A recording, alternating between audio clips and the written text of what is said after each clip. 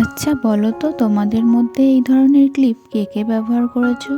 আমরা যখন ছোট ছিলাম তখন মায়েদের স্টকে এরকম ক্লিপ অনেকই থাকতো। আর তখন এই ধরনের ক্লিপ বাঁধতে খুব ইচ্ছে করতো, কিন্তু চুল ছোট থাকার কারণে ঠিকমতো বাঁধা যেত না। এখন আমার বিভিন্ন হেয়ার স্টিক, যেগুলোকে আমরা খোপার কাটা বলে থাকি, সেরকম অনেকই কালেকশন আছে, কিন্তু এই ধরনের ক্লিপ আমি আর দোকানগুলোতে খুঁজেই পাই না।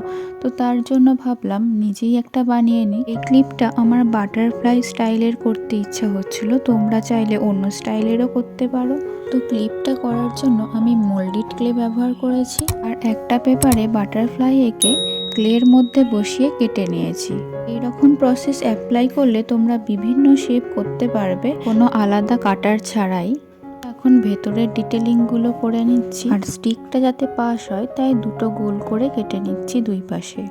এবার আমি স্টিকটা করে নিচ্ছি, তারপর প্রজাপতি আর স্টিকটা দুটোকেই ড্রাই হতে দেব। তবে একটা জিনিস মাথায় রাখতে হবে, প্রজাপতিটা পুরো ড্রাই হওয়ার আগেই কোনো কনভেক্স সারফেসের ওপর বসিয়ে এরকম কার্ভ করে নিতে হবে প্রজাপতিটা। আর স্টিকটা পুরোপুরি ড্রাই হয়ে গেলে ওই ডানার ছিদ্র দুটোর মধ্যে দিয়ে পাস করিয়ে রাখাই ভালো। আমার এখানে একটা ভুল হয়েছিল, আমি প্রজাপতিটা কাট করার পরে পুরোপুরি ড্রাই হয়ে যাওয়ার পরে স্টিকটা পাস করাতে গিয়েছিলাম, আর ঠিকমতো পাস হচ্ছিল না। আর জোর করে পাস করানোর ফলে প্রজাপতির একটা ডানা ভেঙে গিয়েছিল। যাই হোক, সেটা ঠিকঠাক জোড়াও লাগিয়ে দিয়েছি, আর তেমন কিছু বোঝাও যাচ্ছে না ভাঙা অংশটা।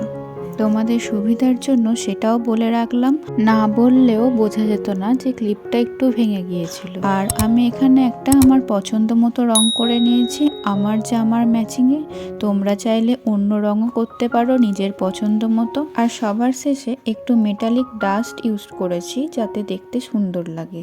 তো চলো, আমার হেয়ার ক্লিপ পুরোপুরি রেডি। এবার এটা পরে দেখা যাক কেমন লাগে।